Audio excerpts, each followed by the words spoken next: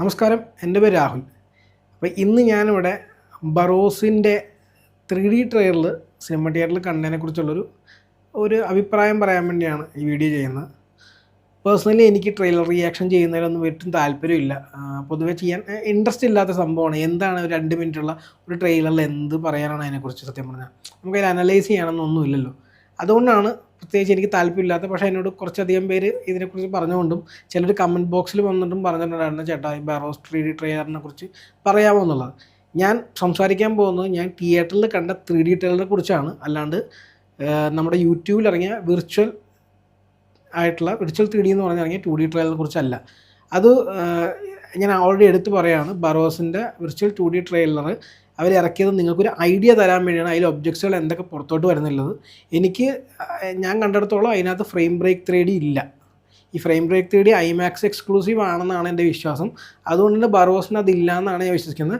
അവർ നിങ്ങൾക്ക് ജസ്റ്റ് ഒരു ഐഡിയ തരാൻ വേണ്ടി മാത്രമാണ്, അതായത് 3D ആയിട്ട് ഒബ്ജക്ട്സ് പുറത്തോട്ട് വരുന്നതെല്ലാം ഫ്രെയിം ബ്രേക്ക് 3D ആയിട്ട് കാണിച്ചിരിക്കുന്നത്. അതായത് ആ സ്കോപ്പ് റേഷ്യോ ഒന്ന് പുറത്തോട്ട് വരുന്നതായിട്ട്, അതായത് അതിൻ്റെ ബ്ലാക്ക് ബാറിലേക്ക് സാധനങ്ങൾ വരുന്നതായിട്ട് കാണിക്കുന്നത്. അതുകൊണ്ടാണ് സിനിമയിൽ അതില്ല എന്നാണ് എൻ്റെ ഓർമ്മ കറക്റ്റാണ്. ഞാൻ ആക്ച്വലി ഇന്നലെ വിക്കഡ് കാണാൻ പോയപ്പോൾ ഇതിന് ട്രെയിലർ ഒന്നുകൂടി കാണാൻ പറ്റുമെന്ന് ഞാൻ വിചാരിച്ചിട്ടുണ്ട്. കാരണം 3D സിനിമ ആയതുകൊണ്ട് അതിൻ്റെ ഇപ്പോൾ ഈ 3D ട്രെയിലർ അറ്റാച്ച് ചെയ്യുന്നത് അറിയാണ്ട് ഞാൻ വിചാരിച്ചു പോയി. PVR അൺഫോർച്ചുനേറ്റ്ലി അത് ചെയ്തില്ല.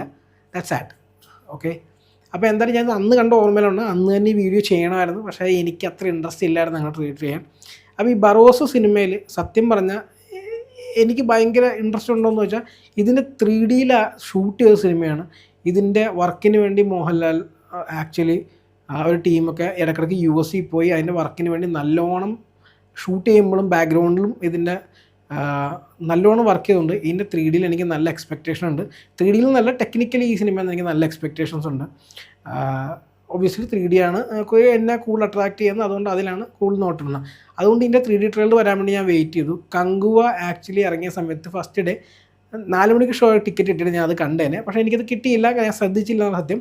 അപ്പോൾ അതിൻ്റെ നെക്സ്റ്റ് ഡേ തന്നെ ഈ ബറോസ് 3D ട്രെയിലറിൻ്റെ സെൻസറിങ് കഴിഞ്ഞെന്ന് മനസ്സിലാവുന്നത് എനിക്ക് തോന്നി ഈ ട്രെയിലർ ഇപ്പം തന്നെ തിയേറ്ററിൽ കാണിക്കും. അതുകൊണ്ട് ഫസ്റ്റ് ഡേ ഈ കങ്കുവ കാണാൻ പോയാൽ ചിലപ്പോൾ ഈ ട്രെയിലർ കാണാൻ പറ്റില്ല എന്ന് മനസ്സിലായതുകൊണ്ട് ഞാൻ ഡിലേ ചെയ്തു. അത് കങ്കുവ സിനിമ ഡിലേ ചെയ്തത് ആക്ച്വലി ബറോസിൻ്റെ 3D ട്രെയിലർ തിയേറ്ററിൽ കാണാൻ വേണ്ടി മാത്രമാണ്. കാരണം അക്കോർഡിംഗ് ടു റൂമേഴ്സ്, ഇതിനെ ഞാൻ 100% കോൺക്രീറ്റ് ആയിട്ട് ആൻസർ ഒന്നും തന്നെ, ഈ സിനിമ 3Dയിൽ മാത്രമേ ഇറങ്ങുന്നുള്ളൂ, 2Dയിൽ ഇറങ്ങുന്നില്ല എന്നാണ് കേട്ടത്. അപ്പോൾ അതുകൊണ്ട് തന്നെ അതിൻ്റെ ട്രെയിലർ 3D കാണണം എന്നുള്ളത് തന്നെയാണ് എൻ്റെ ആഗ്രഹം.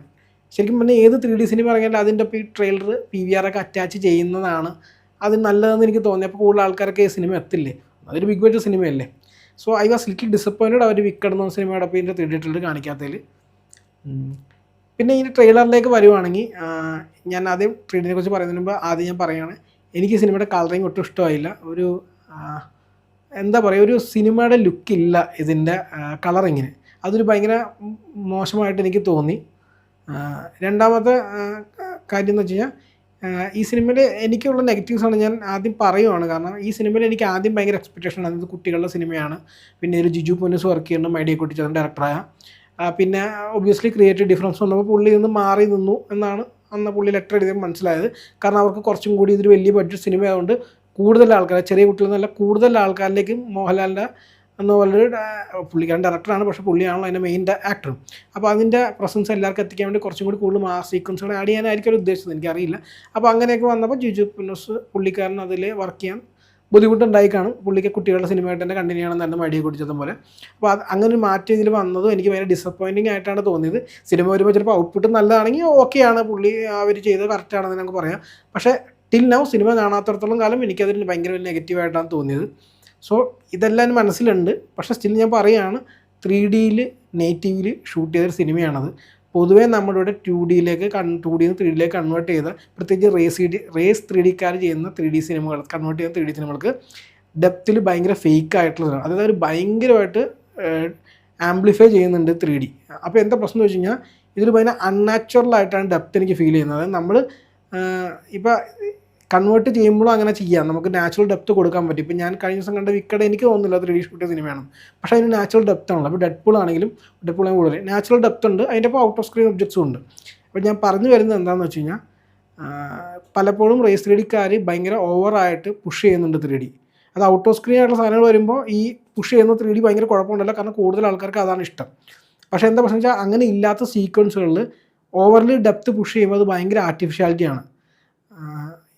അപ്പോൾ അതൊരു പ്രശ്നമാണ്. അപ്പോൾ അതൊന്നും ബറോസിൽ അങ്ങനെ ഉണ്ടാവില്ല എന്നാണ് ഞാൻ വിശ്വസിക്കുന്നത്, കാരണം ഇതിൻ്റെ 3D നേറ്റീവ് ആയതുകൊണ്ട് എന്ന് ഞാൻ വിശ്വസിക്കുന്നു.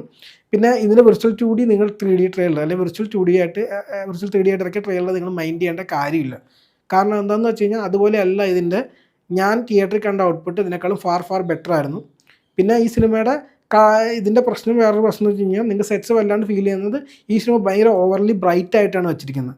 കാരണം ഞങ്ങൾ 3D കാണുമ്പോൾ അതിപ്പോൾ ഡിപ്പെൻഡിങ് ഓൺ ഡിഫറെൻറ്റ് സ്ക്രീൻസ് ഇതിൻ്റെ 3D ഡാർക്കായിട്ട് തോന്നാം സിനിമ. അപ്പോൾ ആ ഡാർക്ക് ആവുന്നതിൻ്റെ ആ ലൈറ്റ് കട്ട് ഓഫ് ആവുന്നത് ഭയങ്കരമായിട്ട് ബാധിക്കാതിരിക്കാൻ വേണ്ടിയാണ് ആ സിനിമ അവർ ബ്രൈറ്റ് ആയിട്ട് കീപ്പ് ചെയ്തിരിക്കുന്നത് വിശ്വസിക്കുന്നത്. നിങ്ങൾ ചിലപ്പോൾ ആ ട്രെയിലർ ജസ്റ്റ് ഒന്ന് പോസ് ചെയ്ത് കഴിഞ്ഞാൽ കോർണർ ടു കോർണർ ആ ട്രെയിലർ ബ്രൈറ്റ് ആയിട്ടായിരിക്കും നിങ്ങൾക്ക് തോന്നുന്നതെന്നാണ് ഞാൻ ഫുള്ളി വിശ്വസിക്കുന്നത്. പിന്നെ പേഴ്സണലി എൻ്റെ ഒരു അഭിപ്രായം ഞാൻ പറയുകയാണ്, നിങ്ങൾ 3D സിനിമ കാണുവാണ്, ഇപ്പോൾ നിങ്ങൾ കൊച്ചിയിലൊക്കെ ആണെങ്കിൽ റിയൽ ഡി 3D ഉള്ള PVR PXL സ്ക്രീനിങ് കാണുന്നത് തന്നെയായിരിക്കും ഏറ്റവും ബെസ്റ്റ്. അതിന് സ്പെഷ്യൽ റീസൺസ് ഒക്കെ ഉണ്ട്. അവർ ഉപയോഗിക്കുന്ന ലെൻസിൻ്റെയൊക്കെ പ്രത്യേകമാണ്. നിങ്ങൾക്ക് വേണമെങ്കിൽ ഞാൻ ആ വീഡിയോ ചെയ്യാം, ചെറിയ വീഡിയോ ആയിരിക്കും, വേണമെങ്കിൽ ഞാൻ ചെയ്യാം നിങ്ങൾക്ക് താല്പര്യം ഉണ്ടെങ്കിൽ. അപ്പോൾ സോറി, ട്രെയിലർ റിയാക്ഷനൊക്കെ വന്ന് ഞാൻ വേറെ കാര്യങ്ങളൊക്കെ തെന്നി മാറിപ്പോയി. അപ്പോൾ ബറോസിന് 3D ഭയങ്കര അടിപൊളിയായിരുന്നു ട്രെയിലർ. പേഴ്സണലി എനിക്ക് ഭയങ്കര ഇഷ്ടമായതാണ് 3D ട്രെയിലർ. ഇതിൻ്റെ പല സീനുകളും ഇതിലിപ്പോൾ VFX ഒക്കെ നിങ്ങൾക്ക് 2D ട്രെയിലർ കുറവായിട്ട് തോന്നിയെങ്കിൽ, പക്ഷേ നമ്മൾ 3D കണ്ടപ്പോൾ അതങ്ങനെ അങ്ങനെ തോന്നിയില്ല.